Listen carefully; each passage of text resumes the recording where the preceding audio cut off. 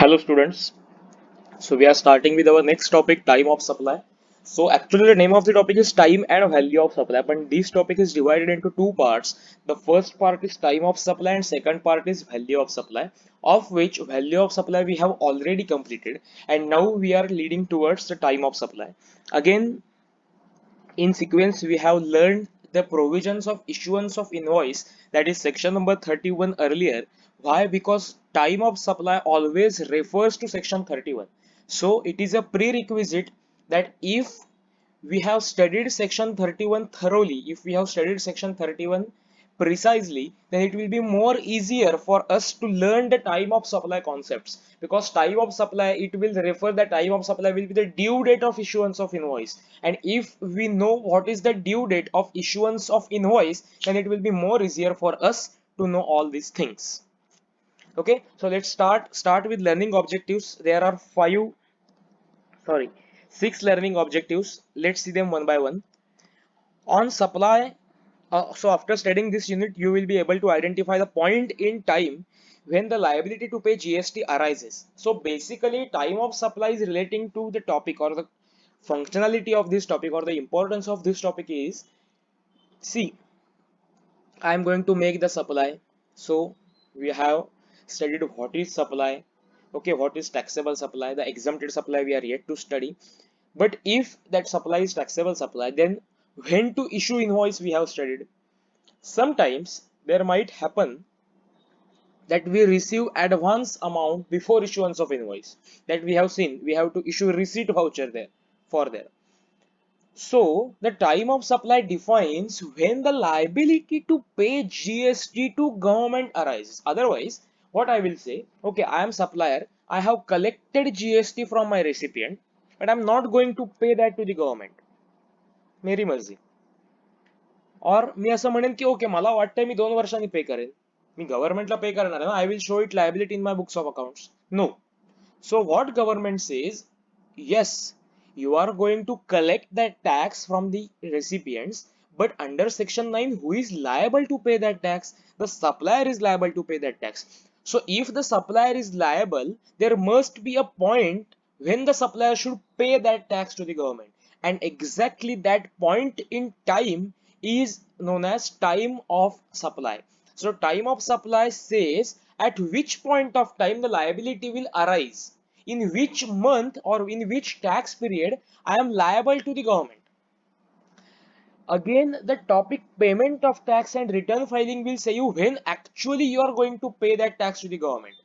Okay, so there is, let's simplify this. There is difference between salary accrued and salary due. So when I work for my employer, my salary gets accrued day by day. प्रत्येक दिवशी मी काम केलं की माझे त्या दिवशी salary due accrue होते. पण त्याची ड्यू डेट केव्हा येते? The due date becomes when the month ends, the for example first of the next month असेल किंवा up to 10th of the next month असेल. Okay, so there is difference between salary accrued and salary due.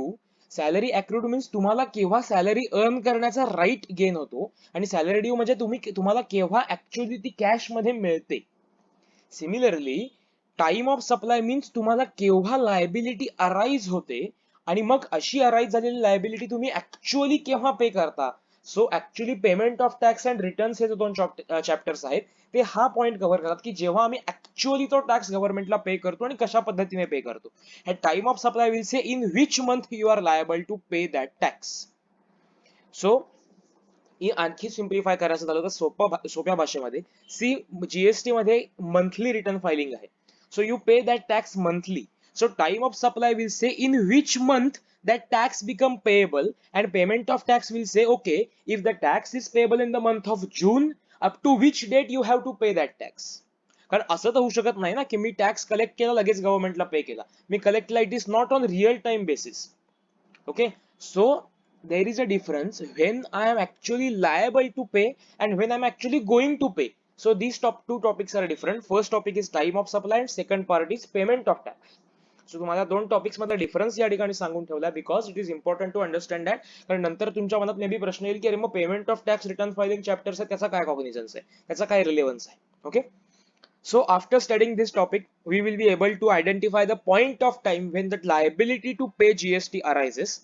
On forward charge goods and services. Obviously आपण जेव्हा goods आणि सर्व्हिसेसचं schedule 2 चं bifurcation बघितलं होतं तेव्हा आपण हे बघितलं होतं की why this classification as goods or as a service is important, because the provisions relating to goods and provisions relating to services are different. And how they are different, we have studied it in invoice की invoicing provisions different आहेत, again coding system मध्ये differences आहेत, time of supply provisions different आहेत. Okay, so forward charge च्या under जेव्हा goods किंवा services supply करू, that is routine method, what is the point of time when GST will be payable or when GST liability will arise. Again, if you are paying the tax on reverse charge, that means you are recipient who is going to pay tax directly to the government at that time when GST becomes payable. Because at that time you have seen that you are going to raise invoice in certain cases, or you are directly going to pay that tax to the government. In forward charge, the supplier collects the tax from the government, collects the tax from a recipient, and in reverse charge, the recipient pays the consideration to the supplier and pays the reverse charge tax directly to the government. So there is a difference, and hence the time of supply provisions for these two are different. Again, vouchers exchangeable for goods and services. So vouchers is again another topic which we have to see. If there is a gift voucher, say for example Cotton King. So in that Cotton King, I can purchase a gift voucher and I can give that voucher to someone else, so that if he went to that shop or if he is visiting that shop, by presenting that voucher he can purchase any commodity or he can avail any service up to the amount of consideration which is written on that voucher. Okay, so there are some gift vouchers, example तुम्हाला सांगितलं. So in that case, what will be the time of supply in case of goods and in case of services as well? Then in residual cases, so what will be covered in residual cases? Okay, I'm not following any provisions of GST Act, I'm not issuing invoice, I have not received the payment. What will be the time of supply? So if that time of supply is not covered under these three, then it is covered under residual section. Again, in case of enhancement of value of supply by way of interest, late fee, penalty. So we have seen in section 15 subsection 2 clause E, we have seen that interest or late fee or penalty which is charged by the supplier from his recipient is included in the value of supply. But when I'm going to issue invoice, I'm not known that that supplier recipient is going to default or recipient is going to delay my payment, and hence I'm going to recover the interest. This thing I'm not knowing at the time of issuance of invoice. So what about them? Because this is enhancement in value which is enhanced afterwards. ही increment जी आहे value of supply मध्ये ही नंतर कुठेतरी होणार आहे. मग त्या केसमध्ये व्हॅल्यू ऑफ सप्लायच्या प्रोव्हिजन्स काय असतील आणि ह्या सगळ्या प्रोव्हिजन्स प्रॉब्लेम सॉल्व्हिंग मध्ये अप्लाय करणे. सो हा चॅप्टर ह्या सगळ्या गोष्टींच्या भोवती रिव्हॉल्व होतो. अगेन तुम्हाला माझं सजेशन एक आहे की टाइम ऑफ सप्लाय हे स्टुडंट्सना खूप इझी जातो चॅप्टर, कारण अगेन ह्या चॅप्टर मध्ये तुम्हाला कुठेही खूप कॉम्प्लिकेटेड प्रोव्हिजनचा एक सेक्शन आहे, सेक्शन 14, तो आपल्या सिलेबस मध्ये नाहीये. So it is very good thing. So actually I advise students to prepare 1 page summary. Okay, again, if this is your notebook, write here TOS, time of supply of goods, and here TOS of services. Okay, write down or subsections here. Again, why we have to study like this? Because again, here is forward charge, here is forward charge, here is reverse charge, here is reverse charge, here is vouchers, here is vouchers. So the provisions are going parallel. So if you study them at once, so at one look you may be able to recap all the provisions. So मी तुम्हाला असं advice करतो की prepare a summary note like this. एक नोटबुकचं page घ्या आणि त्याच्यावरती अशा पद्धतीने समरी तयार करा, सो दॅट तुम्हाला ते कॅप्चर करायला किंवा अभ्यास करायला सोपं पडेल. अगेन ह्या चॅप्टरचा चॅलेंजिंग पार्ट काय आहे की तुम्हाला हे आठवत असतं एक्झामिनेशन मध्ये की ओके फॉरवर्ड चार्ज साठी प्रोव्हिजन ही आहे. जस्ट कन्फ्युजन कुठे होतं की गुड्स साठी ही प्रोव्हिजन अप्लाय करायची आहे का सर्व्हिसेस साठी.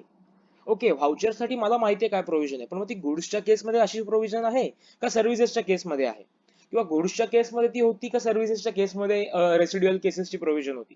सो हे कन्फ्युजन होऊ नये म्हणून पॅरलली स्टडी करा की ओके सेक्शन 12 फॉरवर्ड चार्ज गुड्सच्या केसमध्ये टाइम ऑफ सप्लाय काय आहे, सर्व्हिसेसच्या केसमध्ये टाइम ऑफ सप्लाय काय आहे. आपण स्टडी करताना आपण सेक्शन 12 आणि 13 याच पद्धतीने स्टडी करणार आहोत so that it will be more easy for us to remember that things. So आपल्याला ते कुठेतरी लक्षात ठेवण्यासाठी म्हणून सोप्या पडतील आणि त्यासाठी आपल्याला ही गोष्ट करायची आहे. तुम्ही इथे पण बघितलं ना, जर तुम्हाला टाइम ऑफ सप्लाय सर्व्हिसेस आणि गुड्सचा चार्ट दिलेला आहे. सो अगेन इथेही फॉरवर्ड चार्ज आहे, इथेही फॉरवर्ड चार्ज आहे, इथे रिव्हर्स चार्ज आहे, सर्व्हिसेस मध्ये रिव्हर्स चार्ज बघायचा आहे. सो या सगळ्या गोष्टी ज्या दोन्हीकडे कॉमन आहेत त्यामुळे तुम्ही एक चार्ट अशा पद्धतीने प्रिपेअर करा सो दॅट तुम्हाला अभ्यास करताना सोपं पडेल.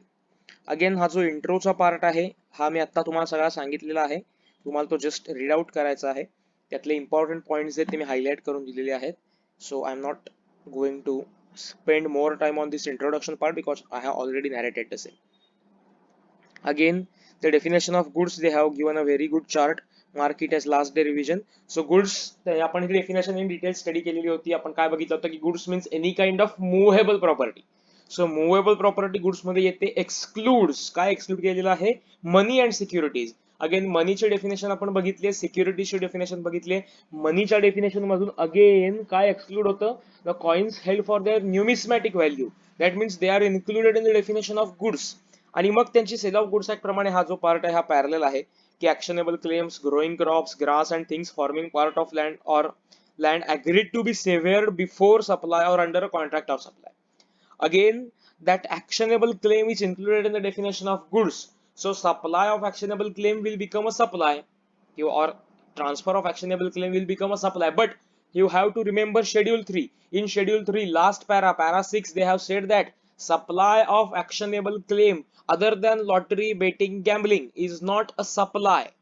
So actionable claim is a goods, but supply of actionable claim other than lottery, betting, gambling is not supply.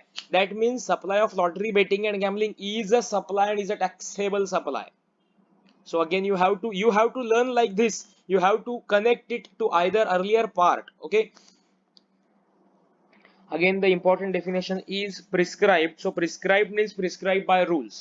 Again तुम्हाला मी व्हेरी फर्स्ट लेक्चर्स मध्ये सांगितलं होतं ज्या ज्या ठिकाणी प्रिस्क्राईब्ड असा शब्द येतो त्या प्रिस्क्राईब्ड पदाचा अर्थ असतो की या संदर्भातलं काहीतरी, ही जी प्रोव्हिजन आहे ही रूल्स मध्ये सांगितलेली आहे. मग ती रूल्स मध्ये का सांगितली जाते आणि ऍक्ट मध्ये का सांगितली जात नाही, तर again most of the time जो प्रोसिजरल पार्ट असतो हा प्रोसिजरल पार्ट गव्हर्नमेंटला चेंज करावा लागतो आणि हा चेंज करायचा जर ऍक्ट मध्ये त्यांनी इन्कॉर्पोरेट केला तर for changing the act you have to again call for the parliamentary session. But to change the rules, it is in the hands of government. So government has power to issue a notification and by which they can amend the rules.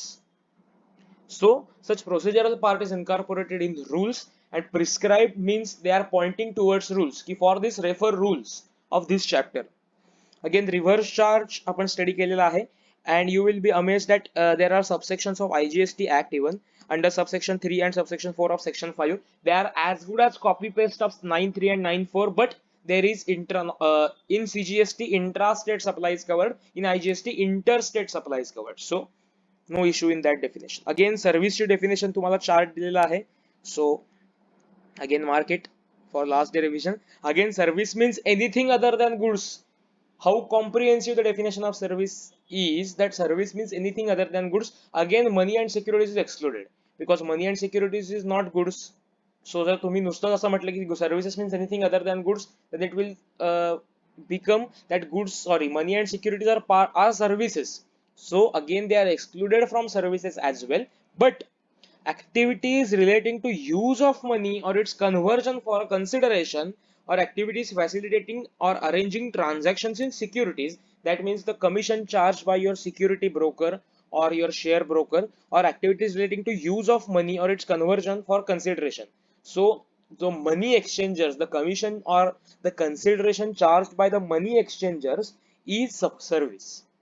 Though they are dealing in money, they are not just transferring money, or they are not just involving give and take of money, but they are involving exchanging money from one currency to another currency, one form to another form, one denomination to another denomination, and they are charging some consideration for this. So actually that consideration, so they are providing the service because they are receiving the consideration. जर मी 10 रुपयाची एक note घेतली आणि 10 रुपयाची एक coins दिली, so it is there, मी काही कन्सिडरेशनच charge नाही ना केलं. So it will not be treated as service. But if I'm charging consideration, then it will become a service. Okay. So again थोडासा revision. अगेन रेसिपियंटचं डिव्हिजन आपण definition आपण बघितलेली आहे.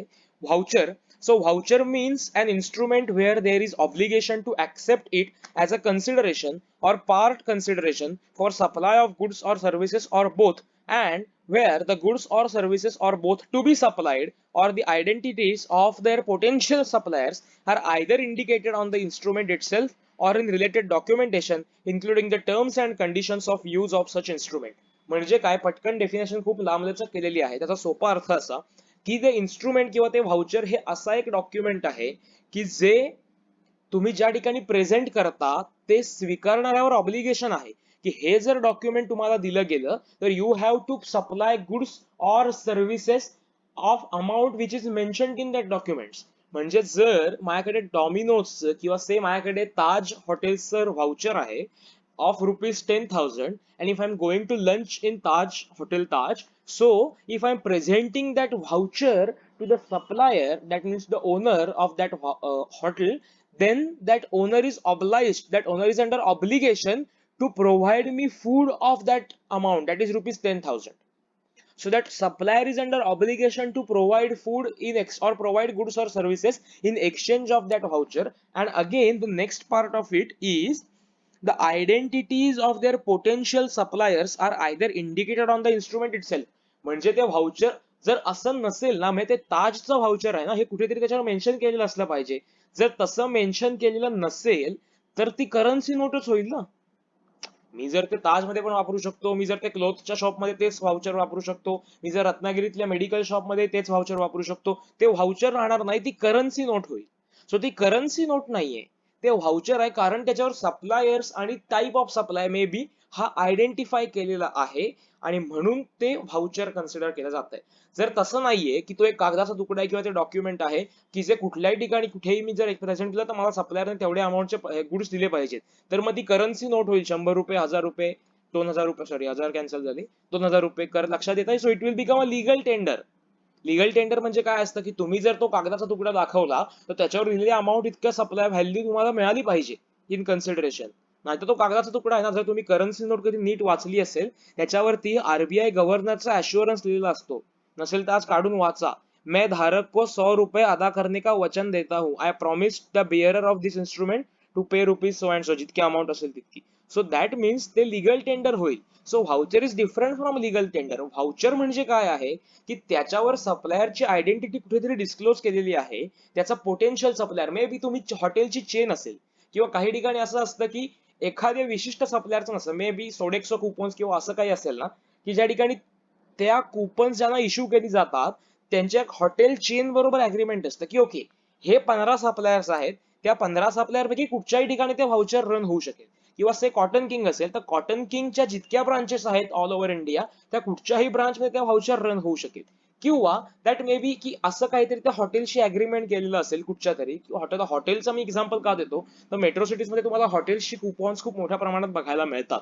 हे कुठच्याही बाकी ठिकाणी असू शकतं. से फॉर एक्झाम्पल अमेझॉनची व्हाउचर्स येतात. So you can give that voucher to anyone so that तो व्हाउचर कोड रिडीम केल्यावरती, तर व्हाउचर कोड रिडीम करतो म्हणजे काय, we are displaying that voucher to Amazon supplier. Just the thing is Amazon is not like a shopkeeper, तो एक online trading platform आहे. सो त्या ठिकाणी मी ते व्हाउचरचा कोड टाकला की ते रिडीम केलं व्हाउचर की त्या व्हाउचर मध्ये जितकी अमाऊंट असेल से 100 रुपीज, 500 रुपीज, 2000 रुपीज, सो त्या अमाऊंटचे गुड्स मी परचेस करू शकतो. सो ह्याबद्दलचे काहीतरी टर्म्स अँड कंडिशन्स ज्या आहेत त्या कुठेतरी असल्या पाहिजे, ते डॉक्युमेंटवर इंडिकेट केल्या गेल्या असल्या पाहिजे किंवा त्यासाठी जे रिलेटेड डॉक्युमेंटेशन आहे त्याच्यावर कुठेतरी मेन्शन केलेले असल्या पाहिजे. आता रिलेटेड डॉक्युमेंटेशन म्हणजे काय असणार आहे की जे तुम्हाला मी सांगितलं की त्याचं काहीतरी त्या सप्लायरशी अग्रीमेंट झालेलं असेल. असं तर होणार नाही की मी एक सीए आणि मी माझ्या एम्प्लॉईजना कागदाच्या तुकड्यावर लिहून दिलं की मी चैतन्य वैद्य सांगतो जा तुम्ही हॉटेलमध्ये जा आणि एवढ्या अमाऊंटचं खा. हॉटेलवाला म्हणत अरे तू कोण कोण चैतन्य वैद्य, मला नाही माहिती. So there must be agreement ना. मग ते ठीक आहे की मग मी स्पेसिफिक हॉटेलची नाही केले, मी त्याच्यावरती एक 15 हॉटेल्स छापले, यातल्या कुठच्याही हॉटेल्समध्ये तुम्ही जा, त्या प्रत्येक हॉटेलची माझं अग्रीमेंट झालेलं असेल की okay I am going to pay you the amount, but if my employee is presenting that coupon, you should serve them the food written on food worth rupees written on that voucher. So this is actually voucher. हे actually तुम्ही day to day use मध्ये वापरता, पण डेफिनेशनचा part काय तुम्हाला मी dissect करून सांगितलंय. Okay, so let's now start with the actual provisions of section 12 and section 13. So if you see, again तुम्हाला इथे दाखवतो की या ज्या बेअर ऍक्टच्या प्रोव्हिजन्स ज्या आहेत in it, see section 12 subsection 1 2 3 4 5 6, there are 6 subsections. मग तुम्हाला वाटेल की मगाचपासून मी पाचच सांगतोय ते कसं काय, तर त्यातला पहिला सबसेक्शन तुम्ही वाचला की तुम्हाला कळेल की तो ऍक्च्युअली फार मोठा काय अर्थाचा सबसेक्शन नाहीये. ओके, सो सबसेक्शन 1 जो आहे त्याला फार मोठा काही रिलेव्हन्स नाहीये किंवा त्याला फार मोठा काही बेस नाहीये. जस्ट त्यांनी एवढंच सांगितलं की टाइम ऑफ सप्लाय प्रोव्हिजन्स जे आहेत ते या चॅप्टर मध्ये सांगितल्याप्रमाणे फॉलो करा. ठीक आहे, so it is not a big deal. So actually 5 section जे आहेत ते इफेक्टिव्ह आहेत टाइम ऑफ सप्लाय साठीचे. अगेन तुम्ही जर बघितलं ना, त्यांनी सेक्शन 31 रिप्रोड्यूस केलाय, त्यातले पण जे रिलेव्हंट पॅराज आहेत तेवढे. व्हाय? कारण exactly for the same reason we have studied the tax invoice topic in advance and then we are going to start for the time of supply provisions. Again इथे important note पण तुम्हाला लिहून दिलेली आहे की the section 12 must be read with section 31, which prescribes the detail and date on which tax invoice for supply of goods must be issued in various situations. Correct. So tax invoice ची due date काय आहे ना, हे आपल्याला section 31 मध्ये बघायला हवं, की जे आपण ऑलरेडी बघितलेलं आहे. सो जर तुम्हाला आता थोडा कॉन्फिडन्स नसेल किंवा वाटत असेल तर जस्ट रीड सेक्शन 31 चे हे जे काही रिलेव्हंट पॅराज इथे दिलेले आहेत, जस्ट टेक 2 मिनिट्स अँड हा पार्ट जो आहे तो आत्ता इथे रीड करा. मी 2 minute थांबतोय.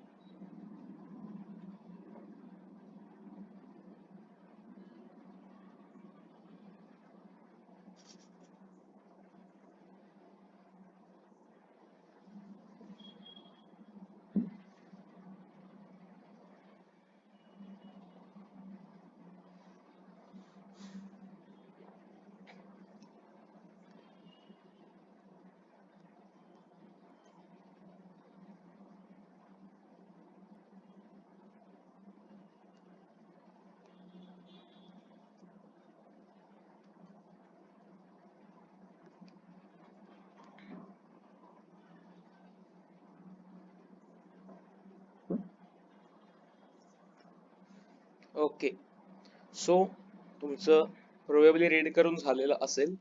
Now again as I said earlier, we are going to study the provisions of section 12 and section 13 parallelly. So we will study section 12.1, we will study section 13.1, we will study section 12.2, we will study section 13.2. So understanding साठी थोडं चांगलं होऊ शकेल is my expectation. So let's start. Subsection 1. Now type of supply of goods.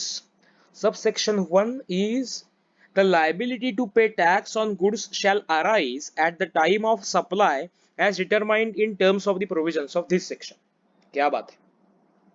खूप deep analysis सांगितलेलं आहे असं तुम्हाला वाटेल, काहीही नाहीये. Liability to pay tax on goods shall arise at the time of supply as determined in the terms of provisions of this section. म्हणजे supply of goods वरती टॅक्स केव्हा पे करायचा ही लायबिलिटी केव्हा डिसाइड होईल, तर ज्या वेळेला ती ह्या सेक्शन मध्ये सांगितलेल्या प्रोव्हिजन्स प्रमाणे अराइज होईल त्यावेळेला. So nothing more than that. एवढंच सांगितलं की टाइम ऑफ सप्लाय सगळ्या प्रोव्हिजन्स ज्या आहेत गुड्स साठीच्या त्या सेक्शन 12 प्रमाणे तुम्ही फॉलो करायला हव्यात. सो आय डोंट थिंक याच्यामध्ये तुम्हाला काहीही डाऊट येईल. Don't think this is more from very much important from exam perspective. Now let's go to section 13 subsection 1. Yes. Section 13 subsection 1. The time of supply of services. The liability to pay tax on services shall arise at a time of supply as determined in terms of provisions of this section. काय कठीण आहे? जसं goods साठी होतं मी तुम्हाला म्हटलं तसं की गुड्स सर्व्हिसेसचा पॅरलल स्टडी करा, खूप इझी जाईल. Okay, so again subsection 1 is very much easy. Now let's go back.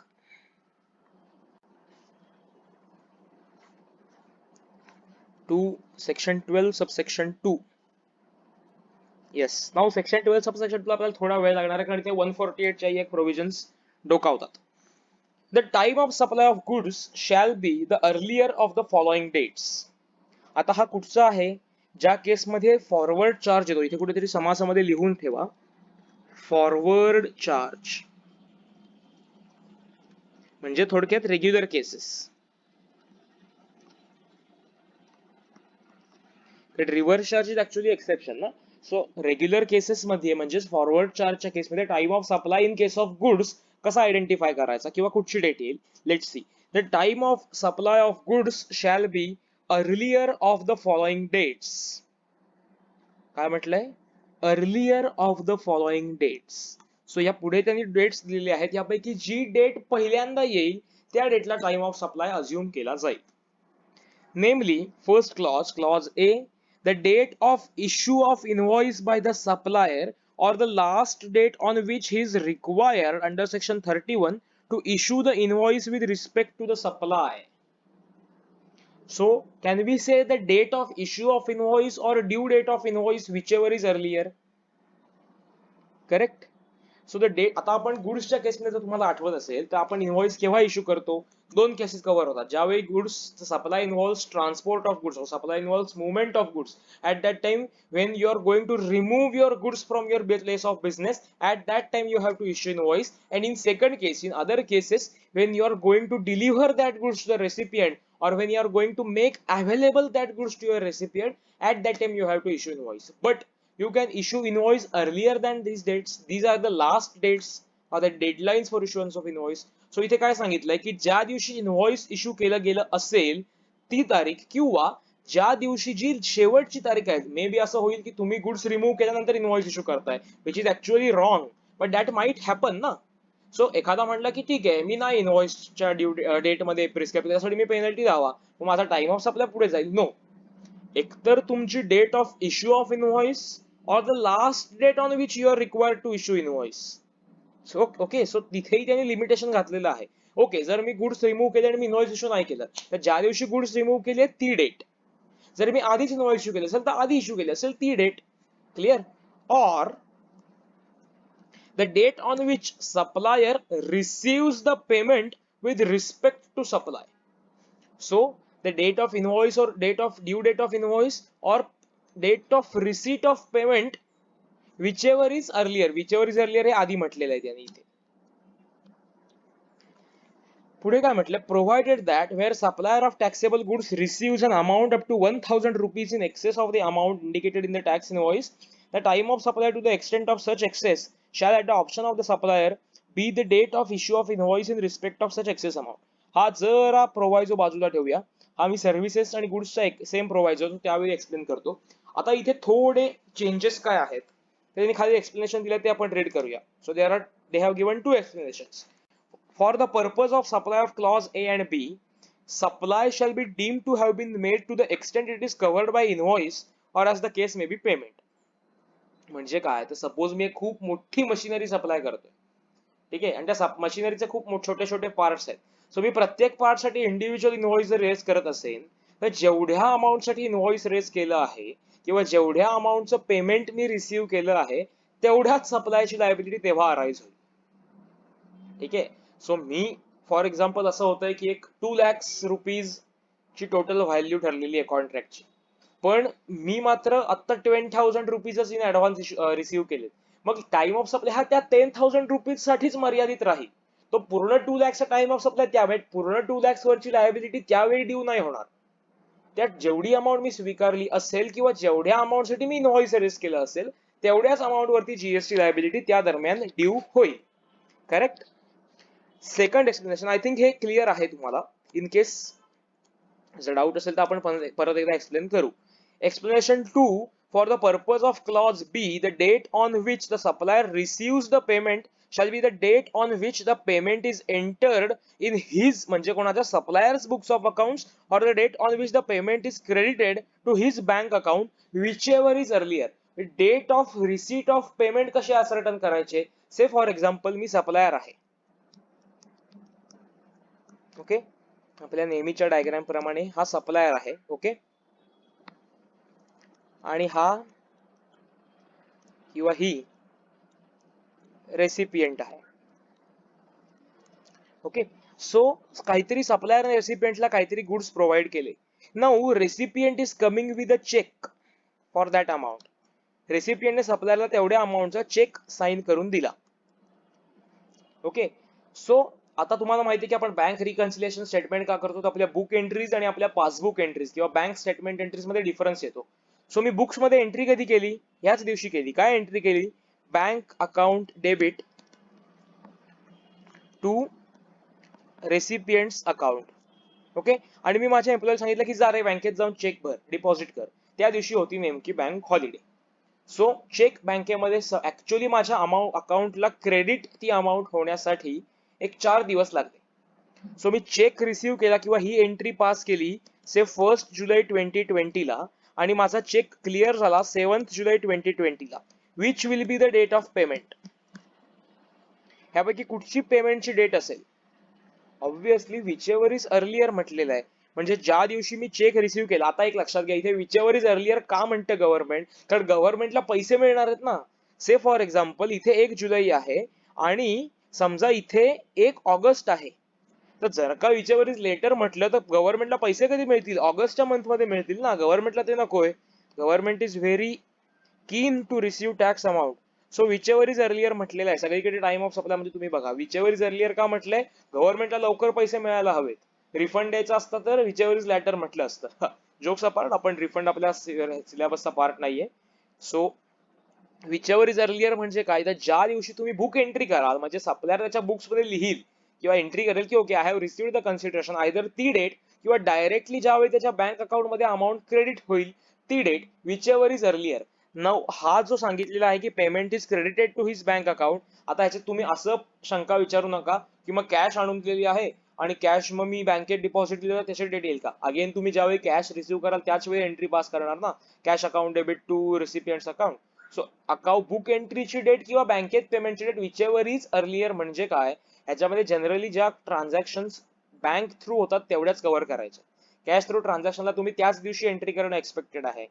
आता तुम्ही कोणी असं विचार की मी नाहीच एंट्री केली त्या दिवशी तर, सो मग ते असं होईल की तुम्ही कुठेतरी डिफ्रॉड करताय. सो मग त्या केसमध्ये मग मी असं म्हणेन मी टॅक्सच नाही भरत त्या अमाऊंटवरचा. सो अशा रूटने विचार करू नका. जस्ट थिंक दॅट की ज्या दिवशी मला अमाऊंट मिळेल ती डेट किंवा ज्या दिवशी मी ऍक्च्युअल बँकेमध्ये ती अमाऊंट क्रेडिट करेन ती डेट. हा, आता काही ठिकाणी ही गोष्ट पॉसिबल होते की ओके मी चेक रिसीव्ह करून पण पेमेंट नाही करत किंवा माझा रेसिपियंट डायरेक्टली एनईएफटी करतो किंवा आरटीजीएस करतो माझ्या बँक अकाउंट मध्ये, मला माहितीच नसतं.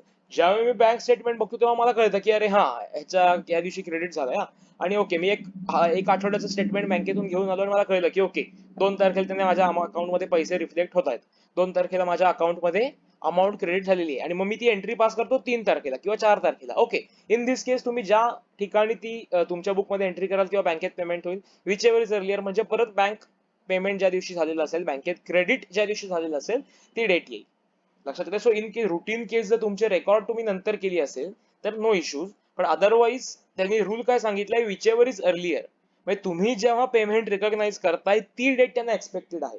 जर तुम्ही पहिली बुक एंट्री करताय तर बुक एंट्रीची डेट, जर बँकेत पहिले क्रेडिट होत आहेत तर बँक एंट्रीची date, whichever is earlier. आता तुम्ही जर बघितलं की टाइम ऑफ सप्लाय काय सांगितलाय, तर date of issue of invoice or date of last date of invoice, that is due date of invoice, or date of book entry of receipt of payment, or date of credit in bank account, whichever is earlier. या 4 dates पैकी जी date earlier असेल ती date आम्हाला consider करायला हवी. So actually ह्याच्यामध्ये 2 date सांगितलेले आहेत, ह्याच्यामध्ये 2 डेट सांगितलेले आहेत. या 4 पैकी जी अर्लियर असेल ती date will be your time of supply in case of goods, in case of forward charge. ही प्रोव्हिजन सगळी काय जी तुम्हाला सांगितली ही अस्तित्वामध्ये होती साधारणपणे पहिल्या वर्षामध्ये नोव्हेंबर महिन्यापर्यंत. तर ही ती तारीख तुम्हाला लक्षात ठेवायला नकोय, पण ह्याच्यामध्ये त्यांनी एक मेजर अमेंडमेंट केलेली आहे. And which amendment it is, we are going to see that in provisions of subsection 148. Yes, they have given here special procedure under section 148 for payment of tax in case of goods. So 148 मध्ये काय आहे की गव्हर्नमेंटला power दिलेले आहेत की ते काही section alter करू शकतात. किंवा काही ठिकाणी ते काही स्पेशल प्रोव्हिजन्स जे आहेत ते इनकॉर्पोरेट करू शकतात. जसं तुम्ही इनव्हॉइस सेक्शन मध्ये बघितलं होतं, government can notify certain special category ज्या ठिकाणी इनव्हॉइसेसच्या प्रोव्हिजन वेगळ्या असतील. लाईक तुम्ही बघितलं की बँकिंग, टेलिकॉम या केसमध्ये इनव्हॉइसिंगच्या प्रोव्हिजन वेगळ्या होत्या, किंवा goods transport agency, passenger transport याही केसेसमध्ये इनव्हॉइसिंगच्या प्रोव्हिजन ज्या होत्या त्या गव्हर्नमेंट त्याच्यामध्ये काहीतरी अल्टरेशन करत होतं. जसं गुड्सच्या केसमध्येही section 148 gives powers to the government to alter or to prescribe special procedures for certain sections. So त्या केसमध्ये payment of tax in case of goods म्हणजे time of supply in case of गुड्सच्या केसमध्ये गव्हर्नमेंटने एक अमेंडमेंट केलेली आहे by notification number 66 bye 2017. ते लक्षात ठेवण्याची गरज नाही. पण काय अमेंडमेंट आहे हे खूप लक्षात घ्या, कारण ही अमेंडमेंट आता इन फोर्स आहे. काय सांगितलंय की GST to be paid at a time of supply at specified in section 12(2)(a) date of issue of invoice or last date of issue of invoice. So आता ह्याचा परिणाम काय होतो की सेक्शन 12(2)(a) म्हणजे आता जो आम्ही बघितला त्याप्रमाणे टाइम ऑफ सप्लाय डिसाइड होईल, पण त्यातला जो सेकंड पार्ट होता की the date of receipt of payment हा त्यांनी रिमूव्ह करून टाकला. हा पार्ट त्यांनी काढून टाकलेला आहे.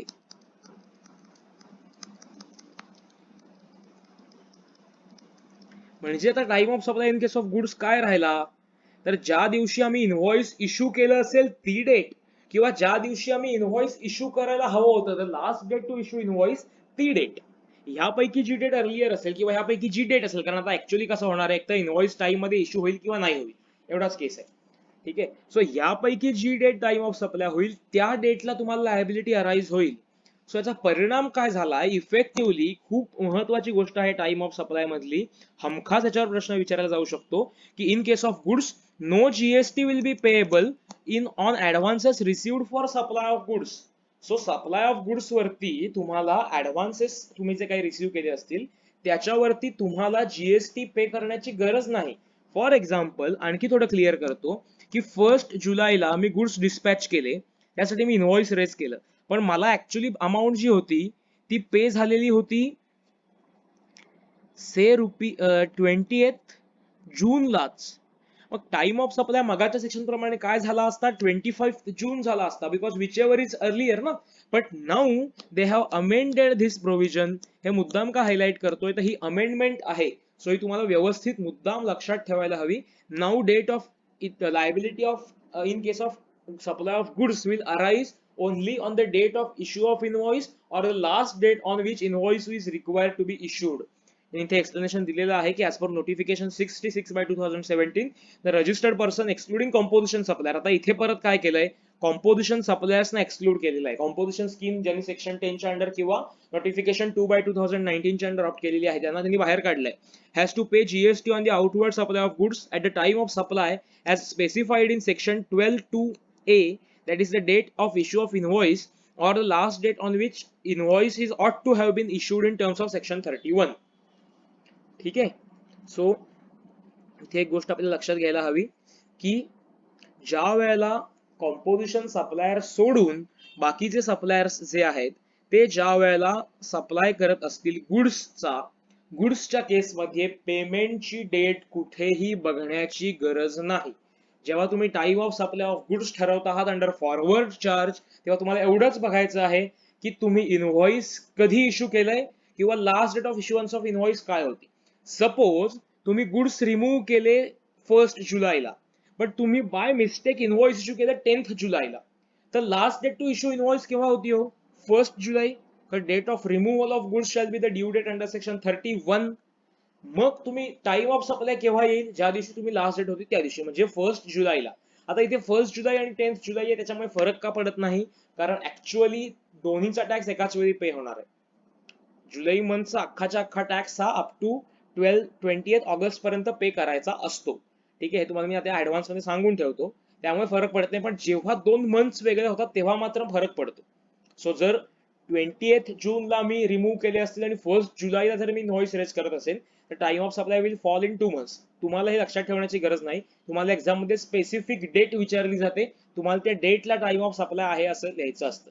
So in case of goods under forward charge, the date of issue of invoice or due date of issue of invoice whichever is earlier त्या दिवशी time of supply असेल. Final statement, one line summary of section 12 to subsection 1. sorry, 12 subsection 2. Okay,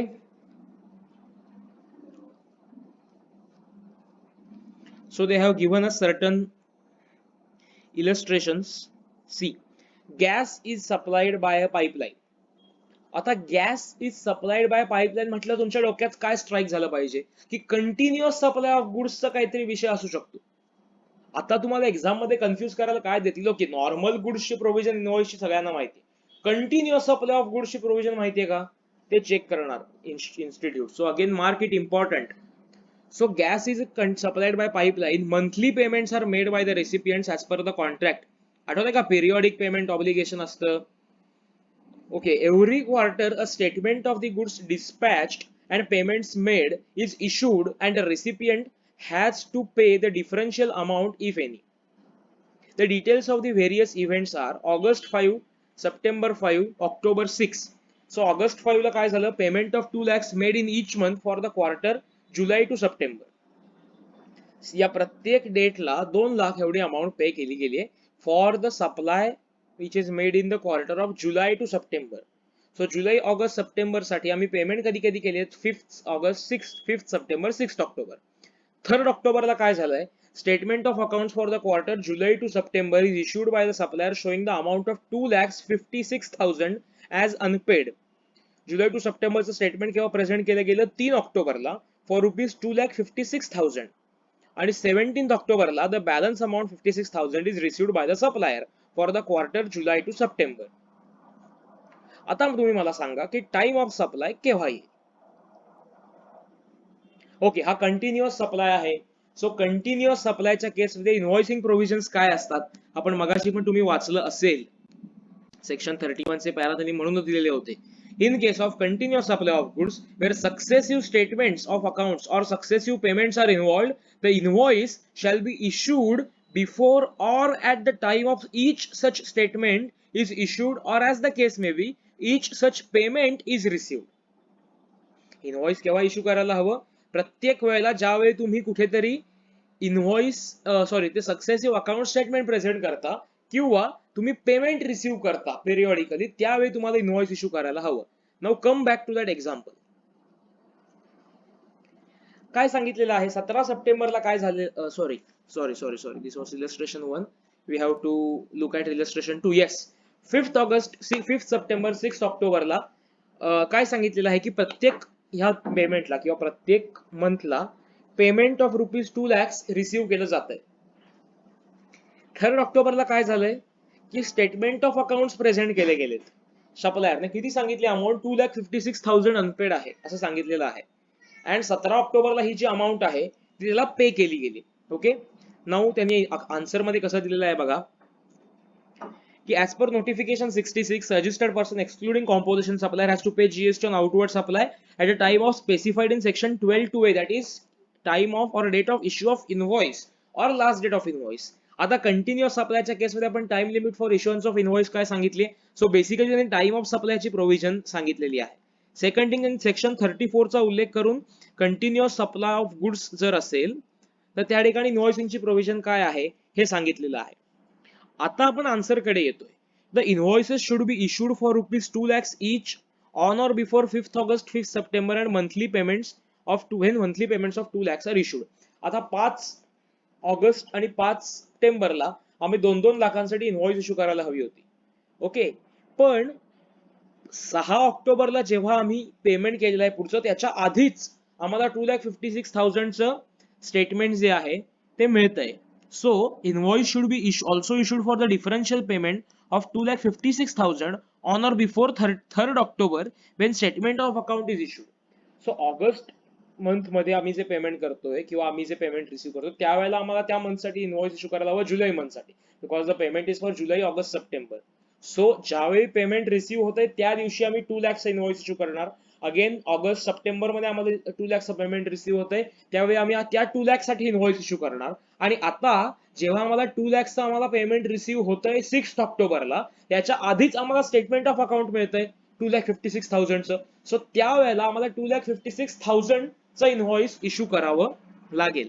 So assuming that the invoice is issued on 5th August and 5th September, the time of supply for the purpose of payment of tax will be 5th August and 5th September respectively for goods valued rupees 2 lakhs each. For goods valued at 256, the time of supply for the purpose will be 3rd October. लक्षात येतं, जरी actual payment नंतर झालं असलं तरी सुद्धा 3rd ऑक्टोबरला time of supply due होईल. आता तुम्हाला या केसमध्ये असं वाटेल की आता पेमेंट आधी मिळतंय, मग तुम्ही टाइम ऑफ सप्लाय, मग इनव्हॉइस त्या डेटला इश्यू करायचं, मग टाइम ऑफ सप्लाय पण त्या डेटला होतो, असं कसं?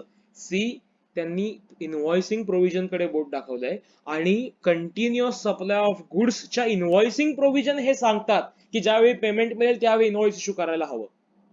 सो 12(2)A इथे कम्प्लिटली फॉलो होतोय. असं नाहीये की आम्ही पेमेंट आधी मिळाला म्हणून आधी इनव्हॉइस इश्यू करतोय. No, because continuous supply of गुड्सच्या केसमध्ये इनव्हॉइसिंग प्रोव्हिजनच हे सांगते की ओके, तुम्हाला जेव्हा मंथली पेमेंट मिळतील तेव्हा तुम्ही इनव्हॉइस इश्यू करायला हवंय, म्हणून ती डेट. लक्षात येते? So this was I think very much important example from exam perspective.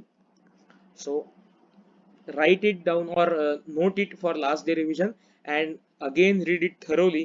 एक एक्झाम रायटिंग पॅटर्न किंवा क्वेश्चनचा आन्सर कसं द्यायचं यासाठी एक पॅटर्न म्हणून पण तुम्ही तो स्टडी करू शकता. This can be asked to 4 to 5 marks in your examination. So हा तुम्ही जरा क्लिअरली स्टडी करा and I think it is very much important. Okay, so 12(2)A आपण बघितलाय. 13(2) जो आहे तो आपण नेक्स्ट लेक्चरला लगेचच कव्हर करूया.